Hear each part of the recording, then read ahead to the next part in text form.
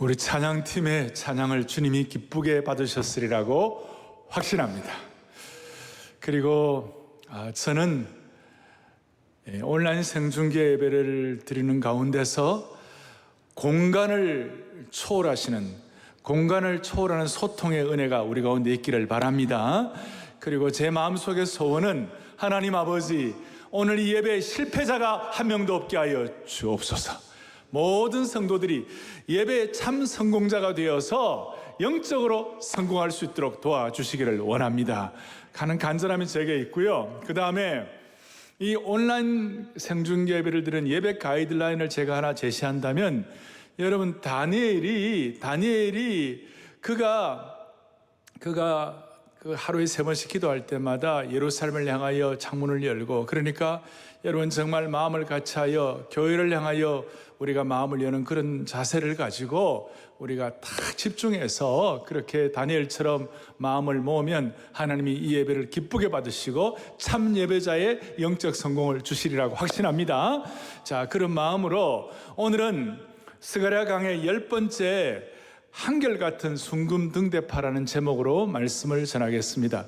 제가 이 말씀을 준비하면서 제 마음에 참 깜짝 놀란 것은 뭐냐면, 그때 스가랴가 당한 그 시대의 상황과 오늘의 이 우리의 상황이 너무 이렇게 서로 이렇게 비슷하다는 거예요. 마치 데자뷰 같고 기시감 같은 것이 느껴졌어요.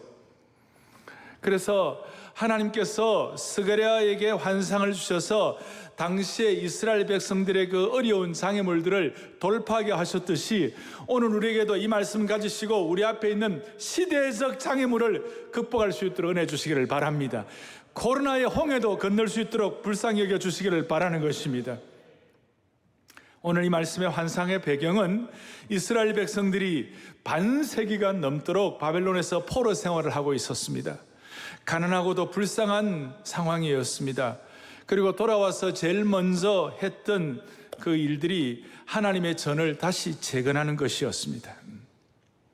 그런데 재건하는 가운데 그냥 되는 것이 아니었고, 얼마나 힘이 들었는지, 사마리아 사람들의 악의에 찬 방해 공작이 있었고, 주위에 복잡하고도 어려운 환경 가운데 애초에 꿈과 열심이 다 식어져 버리고 마치 싹이 돋자마자 짓밟혀 버리듯이 좌절감이 있고 정신적 상처가 말로 다 할 수가 없었어요.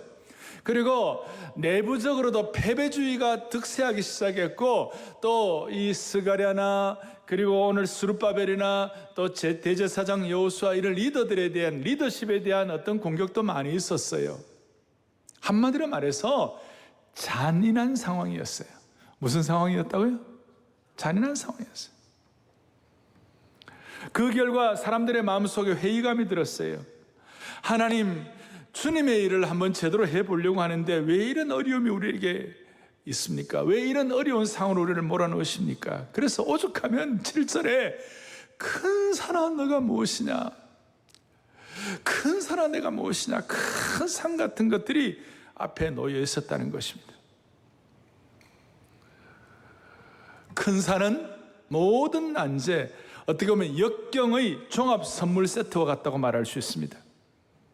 다른 말로 하면 하나님의 뜻이 이루어지지 못하도록 하는 모든 적대 세력을 총칭한다. 모든 적대 세력의 종합 선물 세트. 이런 상황에서 제가 이제 질문을 좀 스스로 해보았어요. 이런 상황에서 누가 주저앉아버린 사람들의 사기를 진작시킬 것인가? 누가 꿈을 상실한 사람들에게 다시 한번 소명의 비전을 심어줄 것인가? 누가 하나님 앞에서 현실에 대해서 냉소적인 사람들, 그 사람들의 무관심의 벽을 헐어버리고 다시 회복시켜 주실 것인가? 누가 이제는 아무리 노력해도 소용이 없다고 자포자기한 사람들을 다시 일으켜 세워줄 것인가? 회사에서 신앙생활을 잘한다고 그러면 어떤 사람들은 따가운 시선을 받습니다. 이런 상황 가운데 누가 이렇게 세워줄 것인가? 오늘 이런 난관을 살아계신 하나님의 말씀으로 극복할 수 있도록 해주시기를 바랍니다. 이 난관을. 그래서 오늘은 특별히 우리가 이 줌으로 영상으로 동시에 많은 분들이 들어오고 계시는데요, 제가 은혜를 주시기를 바랍니다. 그러면 할렐루야 두 손을 바짝 들어보겠습니다. 오늘 누가 이 상황을 극복시킬 것인가? 오늘 말씀을 통해 이 난관을 극복시켜 주실 줄로 믿습니다. 할렐루야, 할렐루야, 할렐루야, 할렐루야. 그래서 오늘 영상을 관통하는 하나님의 말씀을 통한 말씀의 기름 부으심과 소통의 능력을 여러분들에게 주시기를 바랍니다. 본문을 조금 더 보도록 하겠습니다. 본문을 보면 적대적인 환경 가운데서 초락하고 미약하고 포로에서 귀환한 연약한 공동체가 어떻게 살아남을 수 있겠는가? 그래서 큰 산한 내가 무엇이냐 이런 상황에서 답이 뭡니까? 지난주일과 연결시켜 볼 때 힘으로도 되지 아니하고 능으로도 되지 아니하고 오직 나의 신으로 되느니라, 나의 영으로 되느니라. 할렐루야. 자, 우리 영상으로 힘으로도 되지 아니하고 능으로도 되지 아니하고 오직 나의 영으로 되느니라. 할렐루야. 오히려 여러분들 이 예배당에 다 참석해가지고 우리가 정말 수만 명의 성도들이 모여가지고 마음을 같이 할렐루야 하는 그보다도 더 큰 집중력을 주셔서 하나님 앞에서 그렇습니다 하고 은혜 받기를 바랍니다. 자, 다시 한번 그렇습니다. 그렇습니다. 그렇습니다. 그렇습니다. 제가 어릴 때 대학부 시절에 가만히 생각해 보면 그때부터 지금까지 많은 난관들이 많았어요. 그런데 그럴 때마다 오늘 이 말씀이 저에게는 밤하늘에, 깜깜한 밤하늘에 북극성이 있으면 북쪽이 제시되고 그걸 통하여 남쪽, 서쪽, 동쪽 이렇게 하듯이 힘으로도 되지 아니하고 능으로도 되지 아니하고 오직 옛날에는 나의 신으로 되느니라, 나의 영으로 되느니라, 나의 기름 부음으로 되느니라. 그것이 그렇게 저에게는 저의 사역의 중요한 슬로건이요, 어떤 좌표가 되었어요. 마찬가지로 오늘 이 말씀이 오늘 코로나 시대를 우리 앞에 놓고 하나님이 여러분들의 생애를 극복시켜 주시는 살아있는 말씀이 되기를 바랍니다.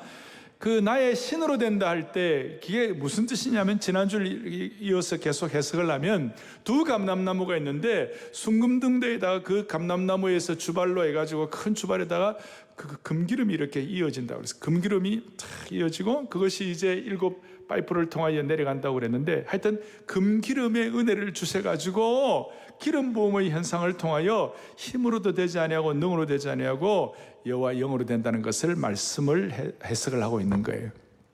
그래서 특별히 금기름으로, 그 기름의 역사, 능으로 되지 아니하고 여호와의 신, 여호와 영으로 된다는 역사가 어떤 뜻인가? 우리에게 기름 부음이 있다는 뜻인데, 그 기름 부음에 관해서 오늘 여러분들이 받으신 받으신 우리 설교 노트 보면, 거기 보면 뭐라고 나와 있는가 하면, 성경의 기름은 첫째 뭘 상징한다고 그랬어요?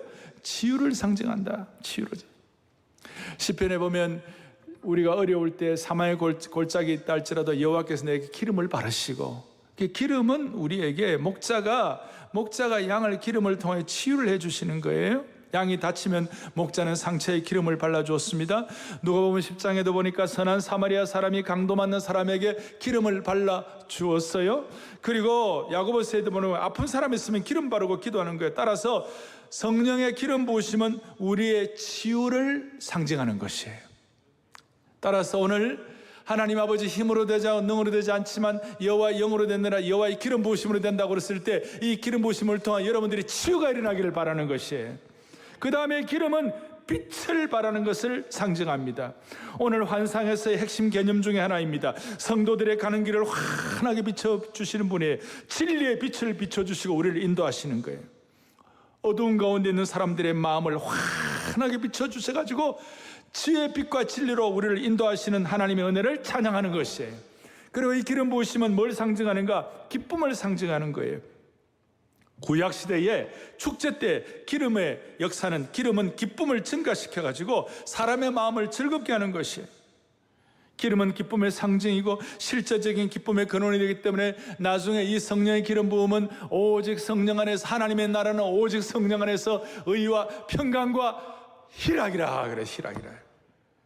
그래서 오늘 이 예배를 통하여 오늘 힘으로 되지 않고 능으로 되지 않는다면 성령의 기름 부으심으로 감람나무를 통하여 금기름이 공급받는 이 현상을 통하여 오늘 저와 여러분들에게 치유가 일어나기를 바라고 진정한 빛의 인도하심을 받기를 바라고 동시에 오늘 이 기름 부으심을 통하여 우리 모두에게 참된 기쁨이 회복되기를 원하는 것입니다. 그렇게 되어서 하나님 은혜를 주셔가지고 실체화되도록. 그러니까 7절에 이제 무슨 일이 벌어지는가, 이 은혜가 너무 좋아가지고 7절 뒤에 하나님 아버지 온 무리가 외치기를 은총이 그에게 있을지어다. 이게 너무 확실하니까 외친다. 은혜 받은 것, 은총, 이것이 외쳐진다는 것이에요. 외쳐진다는 말은 그냥 조근조근 이 정도가 아니라 그게 너무 감사해서 치유와 빛과 기쁨의 은혜를 받아가지고 아주 시끄러울 정도로 큰 소리로 감격을 가지고 즐거운 거룩한 소음을 발휘한다는 거예요. 거룩한 소음. 그렇게 하니까 이제 드디어 8절 9절에 무슨 말씀이 나타납니까? 8절 9절에 또다시 선포됩니다. 뭐라고 말씀이 됩니까? 여호와의 말씀이 또 일러 가라사대 9절에 스룹바벨의 손이 이 성전의 기초를 놓았은즉 그의 손이 또한 그 일을 마치리라 하셨나니. 오늘 이 말씀을 받는 분의 핵심은 뭐냐면 스룹바벨이었어요. 스룹바벨의 입장에서는 기가 막힌 거예요. 스룹바벨은 그야말로 뭘 좀 해보려고 그러는데 너무나 큰 산이 앞에 난관이 다 버티고 있는 것이에요.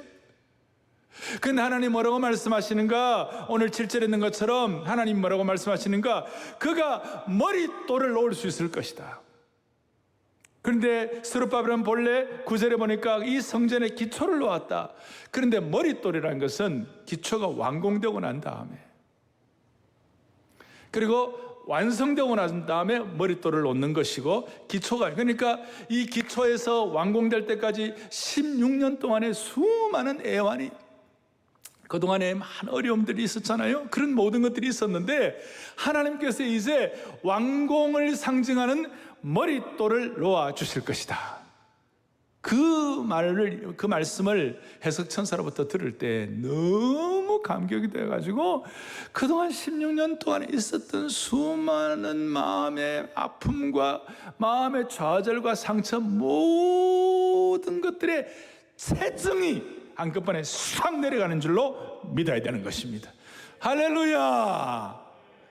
우리 팀들 다 할렐루야. 우리 그 체증이 내려가는 거예요.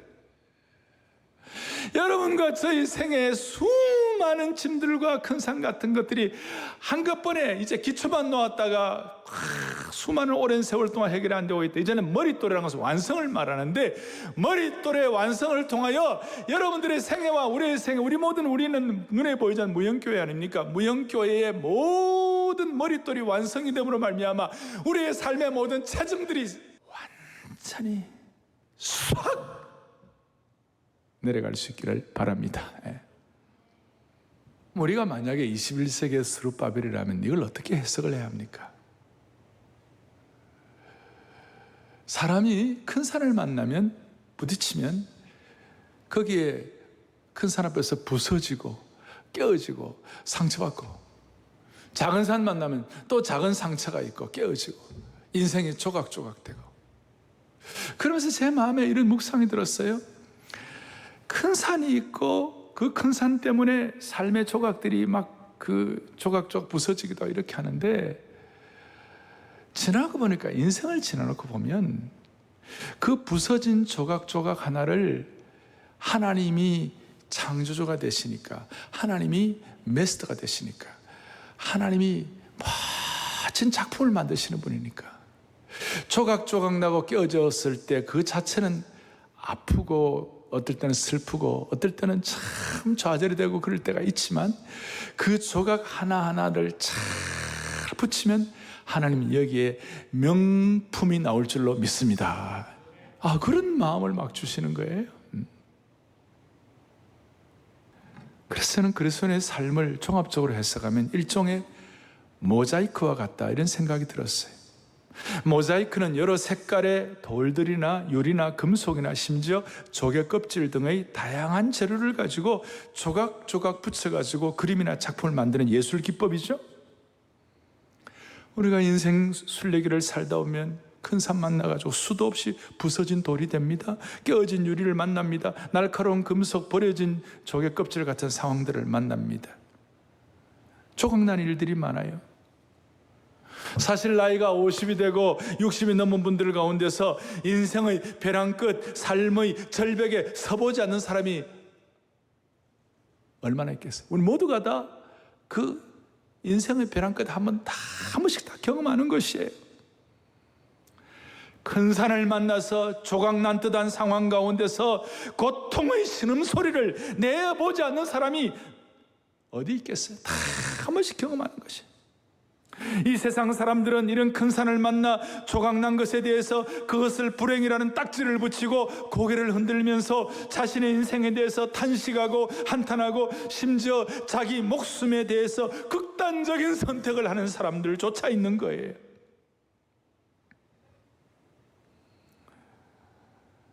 그런데 이런 조각들이 예를 들어서 멋있는 예술가의 손에 들려지고 조각에 붙여지기 시작하면 어느덧 값으로 따질 수 없는 아름답고 멋진 작품이 되는 것이.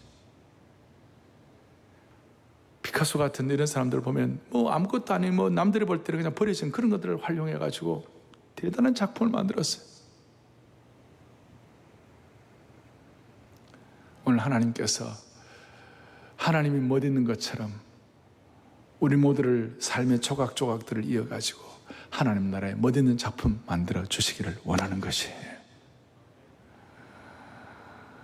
다시 한번 우리 앞에 있는 큰 산 때문에 크게 조각난 우리 인생들을, 작은 산 때문에 작은 조각난 우리 인생들을 삶의 모든 영역의 주권자이신 창조주 하나님이 우리의 조각을 붙여주셔가지고 우리의 인생의 눈으로는 상상도 하지 못할 아름답고 멋진 모자이크 작품을 만들어 주시기를 원하는 겁니다.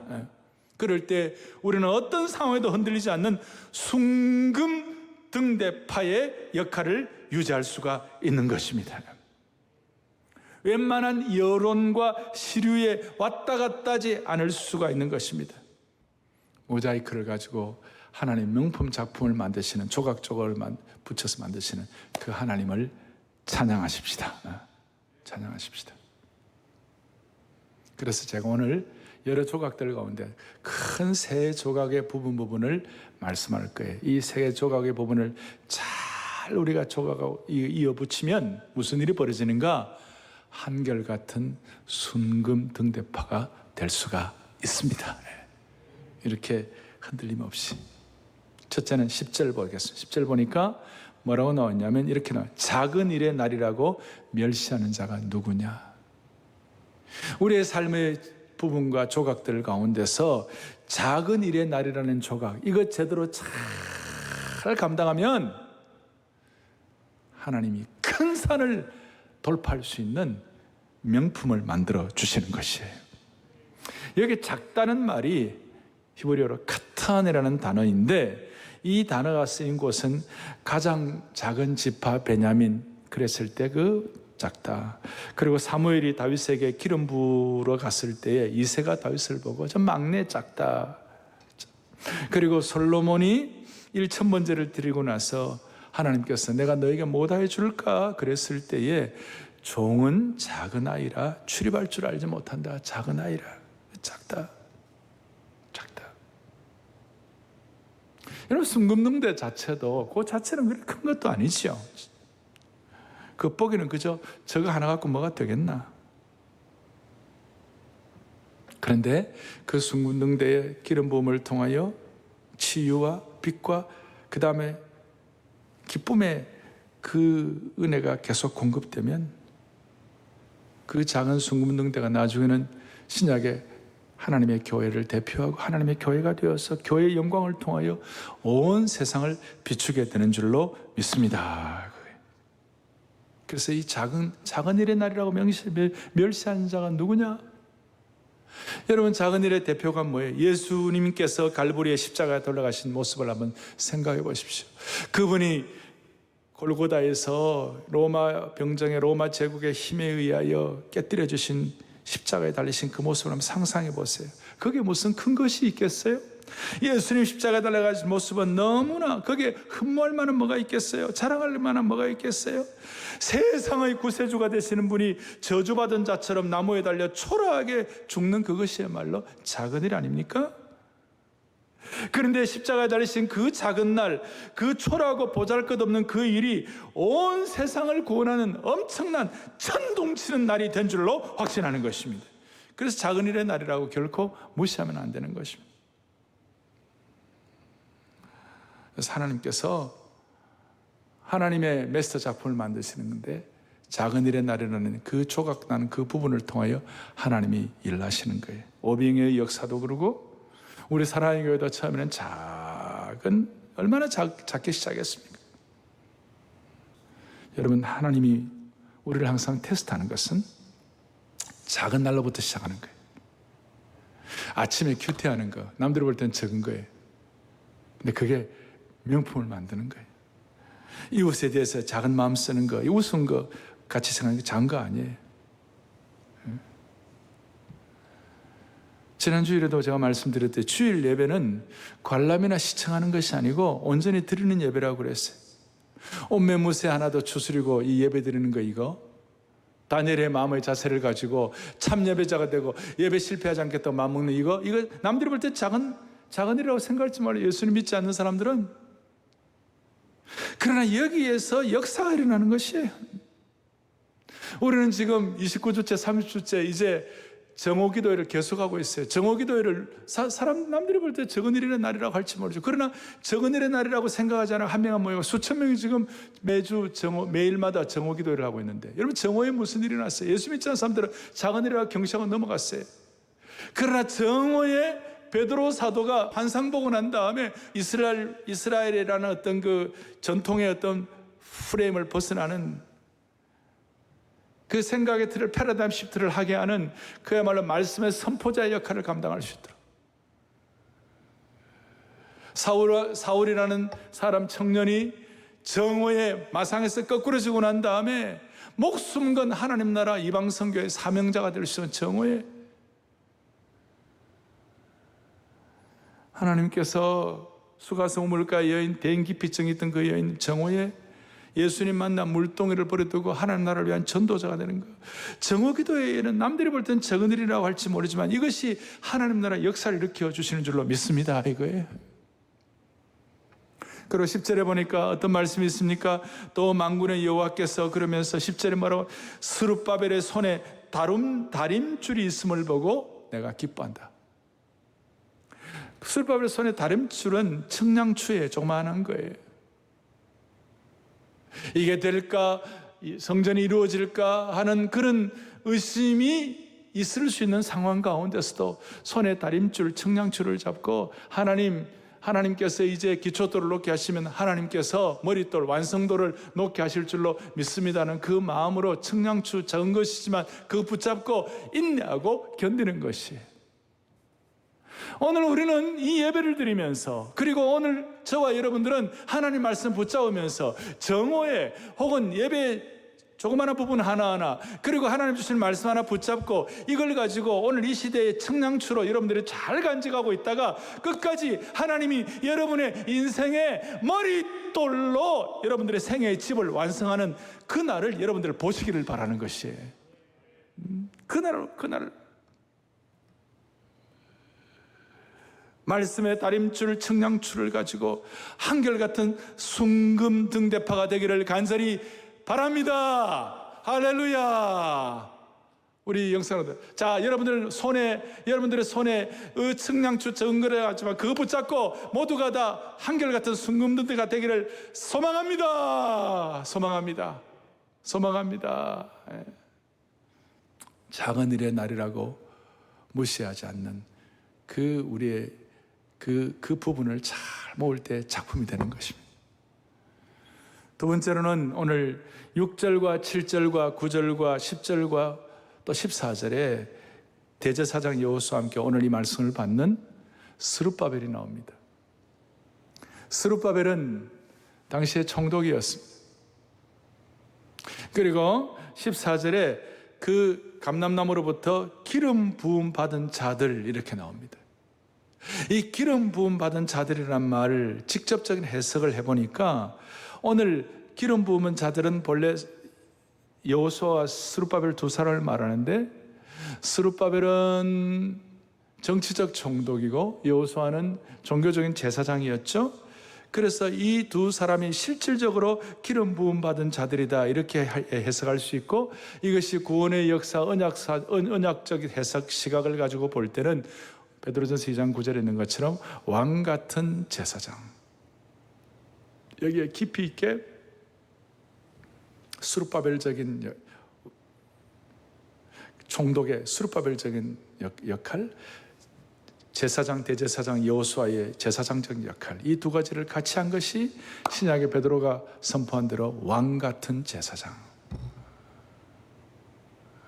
오늘 이것이 이제 나중에 해석이 확장되어 가지고 요한계시록에도 두 감람나무, 나중에는 결국 이것이 예수 그리스도를 통하여 확증되게 되시는데, 여기에 기름 부음 받은 자 둘이라는 이 말씀의 본래의 히브리의 해석은 직역하면 새 기름의 아들들이다.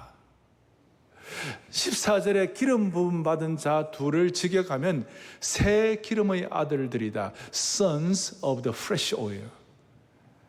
더 구체적으로 말하면 새 기름으로 온몸이 절어 있다. Sated. 온몸이 절어 있다는 그런 의미가 되는 것이에요. 오늘 실제적으로 저와 여러분들이 기름 부음 받은 체험의 역사가 우리로 하여금 인생의 하나님 나라를 위한 귀한 순금능대파로서 하나님 나라의 마스터피스, 작품의 한 부분을 이룰 수 있도록 조각으로 역할을 하리라고 믿는 것이에요. 그래서 우리는 하나님의 힘으로도 되지 아니하고 능으로도 되지 아니하고 여호와의 영으로 된다는 그 말은 우리가 하나님의 새 기름으로 절어 있는 하나님의 자녀들이 될 수 있다. 자녀들이 된다. 그러니까 새 기름으로 온몸이 절어 있는 사람이 된다는 그런 뜻이에요. 우리는 여호와의 영으로 늘 적셔져 있는 하나님 나라의 인물이 되기를 원하는 겁니다. 그래서 성령의 새 기름으로 절어진 체험의 조각이 우리에게 필요하다는 거예요. 우리 신앙적인 차원뿐만 아니라 이 사회적인 지도자들도 동일한 그런 은혜를 받아야 한다는 것이에요. 성령으로 절어 있다는 말을 좀 더 구체적으로 생각해 보면, 이 세상에 많은 그리스도인들이 신앙생활하고 이 세상 사람들은 최선을 다하면 된다, 최선을 다하자 그래요. 그런데 우리가 최선을 다해야지만 기독교 신앙은 최선을 다하는 것보다도 더한 무언가가 우리에게는 하나 있어야 되는 것이, 우리는 최선을 다하는 것만 갖고는 우리가 살아갈 수 없어요. 이것이 기독교와 세상 종교와의 차이가 있는 것이에요. 이 세상 종교는 너 안에 있는 걸 가지고 최선을 다해가지고 그 너 안에 있는 그 무언가를 분발하게 하라, 그래서 속에 있는 능력을 극대화시키라, 그것도 안 되면 가슴을 텅 비우라. 그래서 많은 세상의 종교는 인간 속에 감추어진 잠재력을 살리고 참 자아를 깨우치고 그렇게 하라. 세상은 자아를 일깨우고 잠재력을 신장시키라, 그런 것이 될 수 있지만 우리는 성령 안에서 절어 있는 사람들이기 때문에 우리는 최선 정도가 아니라 최선에다가 뭐가 있느냐, 하나님이 위로부터 부어주시는 기름 부음의 역사가 우리에게 있어야 된다는 것이에요. 그래서 이것 때문에 우리는 참된 신앙인은 최선을 다하는 삶으로 충분한 것이 아니고 성령으로 썰어 있어야 되는 것이에요. 성령으로 썰어 있어요. 그러면서 어제 새벽에 말씀한 것처럼 pray, 기도를 통하여 썰어 있는 거예요. 하나님을 찬양하고, P, our, repent, 회개하고, 그 다음에 A, 주님께 요청할 것들을 ask하고, 그러면서 Y, yield, 하나님의 뜻에 나를 양보하고, 그게 쩔어 있는 거예요. 사랑하는 성도들이여, 오늘 이 온라인 생중계배에 참여하는 온 성도들이여, 하나님의 은혜를 주셔가지고 우리 가정마다 성령으로 여러분들을 썰어 있도록, 그렇게 최선 아니 그보다 더한 무엇이 여러분들에게 주어질 수 있도록 붙잡아 주시기를 소망합니다. 소망합니다. 세 번째로 10절 하반절에 보니까 이 일곱은 온 세상에 두루다니는 여호와의 눈이라 그랬어요. 이 일곱은 온 세상에 여호와의 눈이라. 그리고 14절에도 보니까 무슨 말씀이 나오는가 하면 기름 부음 받은 자들이니 온 세상에 주 앞에 서 있는 자니라. 기름 부음 받았다는 이 자 둘인데 온 세상의 주 앞에서, 그러니까 하나님을 통칭할 때 온 세상의 주님이시다. 하나님을 통칭할 때에 온 세상에 두루다니는 여호와의 눈이다. 그리고 일곱이라 했을 때 이것은 이걸 완전한 것을, 완전수를 말하고, 일곱 눈은 온 땅에 하나님이 어디에나 계시는 소위 omnipresence, 무소부재하신 것. 그리고 신학적으로 볼 때 1장에서 온 땅을 두루다니는 말탄군사들, 이 천상의 기병들, 또 뒤 6장에 보니까 하늘의 6장 1절부터 하늘의 병거, 천상의 병거들. 그래서 하나님은 천상의 기병들, 천상의 병거들, 일곱 눈 이런 걸 통하여 저와 여러분의 삶을 다 살펴보고 계신다, 그 뜻이에요. 오늘 그 의식이 우리에게 확실하게 되면 우리는 한결같은 순금등대파가 될 수 있고, 큰 산 앞에서 조각난 인생들이 다시 한번 하나님의 손에, 창조주 하나님의 손에 붙잡혀가지고 메스터 작품을 만들 수가 있습니다. 예. 다시요, 14절에 온 세상의 주님, 또 10절에 두루다니는 여호와의 눈, 온 땅을 감찰하시는, 그래서 온 세상을 보시는, 감찰하시는 그런 하나님의 눈.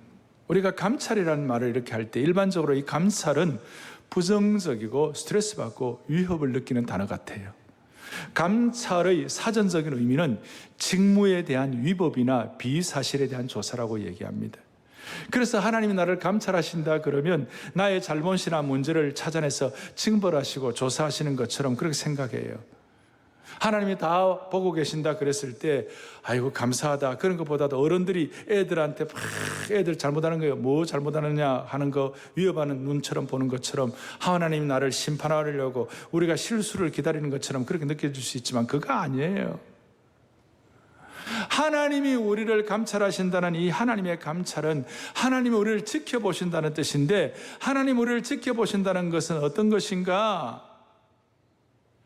오히려 하나님 우리를 감찰하시고 지켜보신다는 건 어떤 뜻인가? 여호와의 눈은 온 땅을 두루 감찰해가지고 우리의 잘못과 문제를 지적하는 것, 우리의 죄악을 감찰하는 것뿐만 아니라 그거는 이제 시작이고, 더 중요한 목표는 여호와의 눈은 우리를 감찰하사, 온 땅을 두루 감찰하사 자기를 향하여 전심을 향하는 자에게 능력을 베풀어 주시는 하나님인 줄로 믿습니다, 이거예요.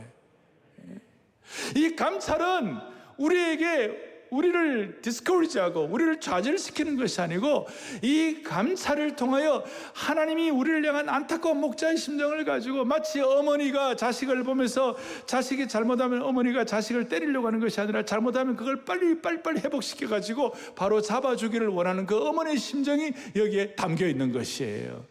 얼마나 중요한지. 그래서 하나님의 감찰에 대해서 제가 해놨죠. 하나님 우리를 감찰하신다는 말은, 하나님 우리를 감찰하신다는 말은 어떻게 보면 우리를 위협하는 말이 아니라 가장 우리에게, 우리를 향한 따뜻한 언어, 따뜻한 위로가 되는 말씀이에요. 하나님의 감찰은 우리를 위로하는 친근하고도 따뜻한 언어가 될 수가 있는 것이에요. 그런 차원에서 여러분들이 받으신 우리 설교 노트, 하나님의 눈으로 우리의 무엇을 감찰하시는가? 첫째는 우리의 뭘 감찰하신다고요? 죄악을 감찰하신다. 죄를 감찰하셔가지고 우리에게 우리를 파괴시키는 것이 아니라 우리 다시 회복하고 돌아올 수 있도록 하시고, 그 다음부터 이제 뭘 감찰하셨죠? 뭘 감찰하신다고요? 고난을 감찰하신다. 그 다음 뭘 감찰하세요? 수고를. 너희들 얼마나 수고하냐? 얼마나 수고하냐? 뭘 감찰하세요? 그 다음에는, 수고 다음에는 원통함. 시편의 곳곳마다 다윗이 고백한 수많은 원통함, 통절함을 하나님이 감찰해 주시는 줄로 확신합니다. 우리 모두의 모든 인생의 원통함을 감찰하시는 주님을 찬양합니다. 찬양한다. 우리의 환난을 감찰하시고 우리의 억울함을 감찰하시고 그 다음에 우리의 모든 마음을 감찰하시고 심지어 우리의 모든 걸음걸음을 감찰하시고 우리의 인생을 감찰하시고 이 땅을 감찰하시고 따라서 다시요, 감찰은 위협의 언어가 아니라 우리를 위로하고 친근하고 우리를 격려하는 따뜻한 언어가 되는 줄로 믿습니다. 이런 은혜를 받으니까 율법이라는 말 자체도 율법을 지키지 못해가지고 하나님과의 관계가 어그러지는 것이 아니라 율법을 지키지 못해서 힘들어하는 사람들을 하나님은 감찰하시고 제사법 주시고 양의 피에 제사법 주셔가지고 다시 회복시켜 주시는 것이. 따라서 하나님의 감찰은 징벌이 아니에요. 하나님의 감찰은 우리의 회복을 원하시는 안타까운 어머니의 심정, 아마 안타까운 목자의 심정이 거기에 담겨 있는 줄 믿고, 하나님의 감찰은 우리로 하여금 회복하게 하시는 하나님의 소망 있는 언어인 줄로 확신합니다. 확신합니다. 이것이 오늘 우리 주님의 안타까운 목자의 심정. 오늘 말씀을 통하여 작은 일의 날이라는 부분을 하나님의 명품으로 만드시고 그걸 통하여 우리를 하여금 순간순간 성령에 절어있게 하시고 최선보다 더한 무엇을 갖게 하시고, 하나님의 감찰은 우리를